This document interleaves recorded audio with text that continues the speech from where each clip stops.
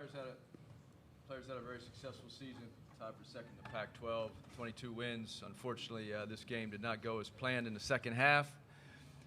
We met a lot of timely shot making by Michigan State and some timely misses on our part. I thought was a difference in the game in the second half. We also had 8 turnovers, only 3 at halftime. So a few of those turnovers were self-inflicted, meaning we just turned the ball over ourselves, about 3 or 4 of them. But our guys competed and played very hard the whole game. Michigan State made some timely shots. Give them credit. They're a very good team. We'll now open it up for questions for student athletes. Please make sure you talk into the microphone when you're asking your question. Right here on the left first. Ryan Cartier, LA Times. Boogie, you'd been on such a tear over these last 2 months or so. What was the issue maybe today, and what was the issue on offense just in general at the start? I mean, they did a great job. I let my teammates down today. I didn't make shots, and they made things tough for me. What was it that they did that made things tough for you? Just team defense, jumping to the ball, being in all the gaps. That's pretty much. Just go ahead and pass it to your right. Adam Grossbard, Orange County Register. Boogie, Drew, when they missed those 3 front ends of the one-on-ones, like, how tough was it trying to balance, like, looking for a good shot versus trying to get something up quickly and try to score quickly given the time situation? Obviously, they miss those, and when you're trailing, you're trying to figure it out, and Gage trying to get threes versus easier twos, and it's just something we're part of the game, and you happen to be trailing late, and we tried to find the best shot possible, and like we said, I think we missed some timely shots. They hit their timely shots. Hauser hit a few big threes, and I think it's just sometimes the way the ball rolls in March. I think I trust Boogie to take all those shots, and sometimes it's the way the ball rolls. There's no blame to go around, and I think that we kind of held them only 5 threes, but they were timely. It's just how the ball rolls sometimes in March.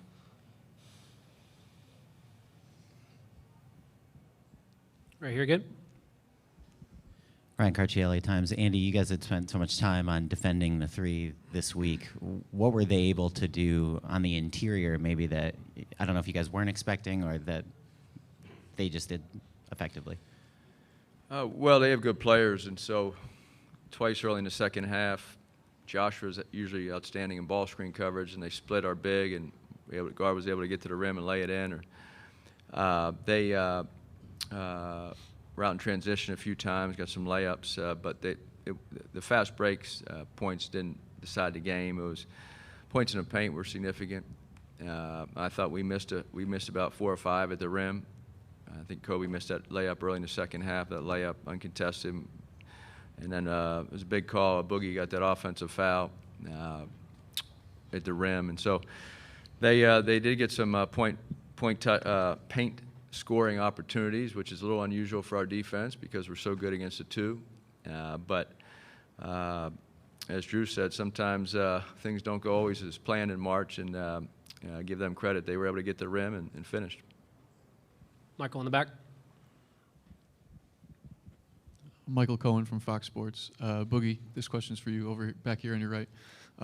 You mentioned the team defense that Michigan State played and how they were able to make things difficult for you. I'm curious about the on-ball defense from Akins and Walker. Was there anything that they did that you weren't expecting, or were they more physical than you thought, or was it just a difficult day? I played too fast today. I didn't change my pace all year. I played with a great pace, but today I played a little bit too fast, so that's on me. Over here. Shotguns Brownlow, 24/7 Sports. Boogie, when the game is being allowed to be physical, what kind of adjustments do you have to make to be able to continue to score at the rate you used to scoring? Just continue to embrace contact, move without the ball, stuff like that. Right down here. Adam Grossbard, Orange County Register. Josh, you had that stretch where you made 4 shots in a row. Like, what, were you able to do in those sequences with the, the pick and pop game with the guys? Like, what were you able to do?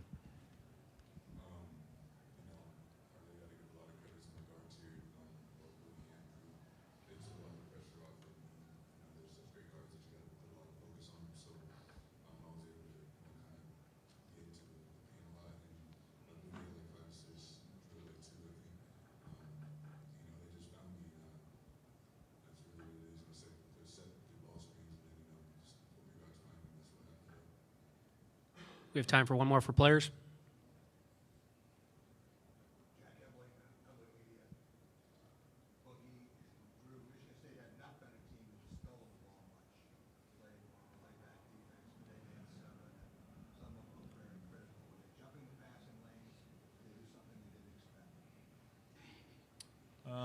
I don't think necessarily unexpected. I think, obviously we know their brand of basketball and, they're physical. And I think it's, you kind of get to a point where you're down late and you're trying to make plays. And I think sometimes you just happen to, make the wrong read or, try and force pass it in there, like me in one of the fast breaks, or you just happen to lose the ball. And I think, we just, the ball didn't roll our way in that aspect, and I think that they played well, and I give them credit.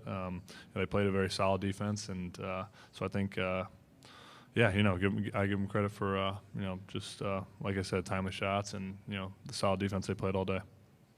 Student athletes, you guys are good to go. Appreciate your time. Questions for Coach, please. Talk into the mic when asking the question.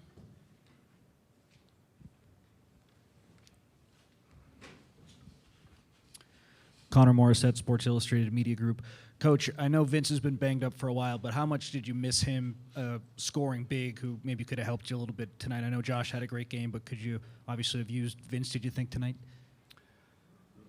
Well, they played two bigs. We played Vince. We would have played big at times today with him, and also his 7'1" athleticism, 7'1" with a 7'4" wingspan certainly helps our rim protection and our length. So without him this year, half the year it's been challenging. He missed the first half of the season, came back, started to play really well, got caught up in some of our defensive and offensive schemes, and then he was out again here at the end of the year. And injuries have affected our season. That's why I'm so proud of this team to go tie for second, go 22-9 in the regular season, because we only had our full roster for like 10 games, and we went 8-2 in those games. Both lost to Arizona, and in fact, the second game, Drew was hurt, but he still played. So Vince being out certainly affects our team, our rotation, but that's not an excuse why we lost. But you asked a question about Vince. He's a big part of our program, and we hope the best for him to get healthy. Down here on the left. Andy's scoring droughts, Adam Grossbard, Orange County Register. Andy's scoring droughts were a common theme throughout a lot of the losses this year. What? I'm sorry? Scoring droughts were a common theme throughout a lot of the losses this year. Do you feel like that's something you and your staff need to kind of examine philosophically on offense entering this offseason? Well, I think it comes down to two things. At halftime, we had 10 assists and 3 turnovers and shot at 50% from the field. We played really well offensively in the first half. Boogie had 4 assists, no turnovers. Kobe had 4 assists. I thought in the second half there was a couple possessions we went one-on-one too much instead of just playing basketball the way we're capable of. And then we missed some wide-open, timely shots. And to win a game like this, they hit a couple big threes and perimeter, and then we missed some. And so we also had 8 turnovers in the second half. Now, like Drew said, he saved a ball out of bounds that was off of them, and they stole it.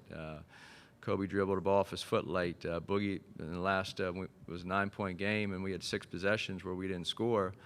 And Boogie lost the ball. Kobe lost it out of bounds, and then we missed 2 wide-open threes. And so it's hard to shoot, not make timely shots, and turn the ball over. And some of those turnovers, as I said, were just self-inflicted. It was our guys losing the ball. So the scoring droughts are usually either you miss open shots or guys try to do too much on their own, one-on-one, instead of just moving the ball and spacing and cutting. I know that there's a lot of pressure on these guys in the second half when we got down. So, I'm not it is frustrating at times throughout the season, but for the most part, our guys played the right way. And like Boogie had a tremendous assist-to-turnover ratio.